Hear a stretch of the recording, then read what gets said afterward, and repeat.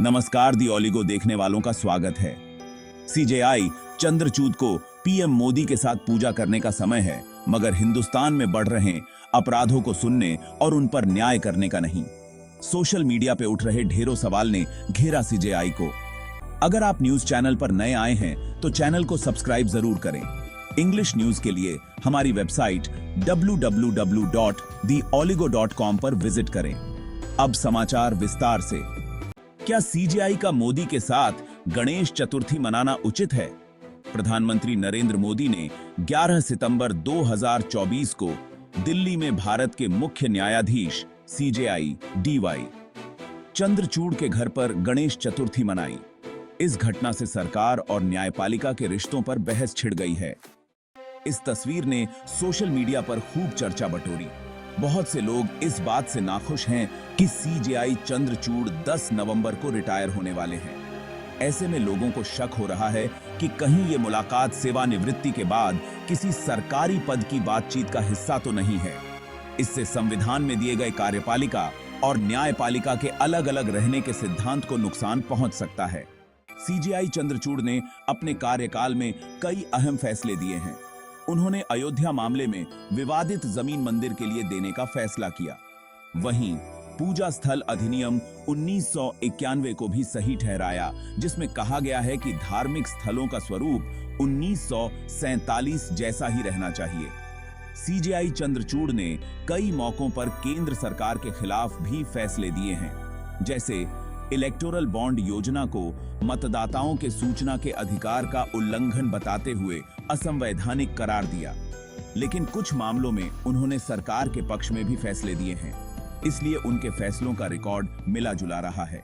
प्रधानमंत्री का एक निजी धार्मिक कार्यक्रम में मुख्य न्यायाधीश के घर जाना कई लोगों को सही नहीं लगा। वरिष्ठ वकील इंदिरा जयसिंह ने सोशल मीडिया पर कहा, सीजेआई ने कार्यपालिका और न्यायपालिका के बीच की दूरी को कम कर दिया है। इससे न्यायपालिका की स्वतंत्रता पर असर पड़ता है। उन्होंने सुप्रीम कोर्ट बार एसोसिएशन से इस घटना की निंदा करने की भी मांग की।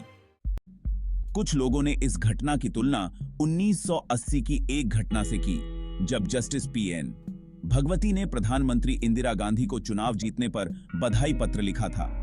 तब भी इस तरह के आचरण की आलोचना हुई थी कि न्यायाधीशों को राजनीतिक नेताओं से इस तरह का संबंध नहीं रखना चाहिए। हाल के वर्षों में, खासकर 2014 के बाद, कुछ न्यायाधीशों ने सत्ता में बैठे नेताओं से नजदीकी दिखाई है। कई बार न्यायाधीशों ने सरकार के पक्ष में बयान दिए या फैसले सुनाए और बाद में सेवानिवृत्ति के बाद बड़े पदों पर नियुक्त हुए। ऐसे में यह सवाल उठ रहा है कि क्या सीजेआई चंद्रचूड का ये आचरण उनकी सेवानिवृत्ति के बाद की योजनाओं का हिस्सा है? क्या यह न्यायपालिका की निष्पक्षता और स्वतंत्रता के लिए खतरा है? सुप्रीम कोर्ट के 1997 के न्यायिक जीवन के मूल्यों के पुनर्कथन में कहा गया है कि एक न्यायाधीश को अपने पद की गरिमा बनाए रखने के लिए एक सीमा तक अलग रहना चाहिए। यह भी कहा गया है कि न्यायाधीशों को हमेशा ध्यान रखना चाहिए कि वे जनता की नजर में हैं और उनके आचरण से न्यायपालिका की गरिमा पर कोई आंच नहीं आनी चाहिए। इस घटना के बाद यह बहस छिड़ गई है कि क्या सेवानिवृत्ति के बाद न्यायाधीशों को सरकार से मिलने वाले पदों के लिए एक कूलिंग ऑफ अवधि होनी चाहिए, ताकि न्यायपालिका की स्वतंत्रता और निष्पक्षता पर कोई सवाल न उठे।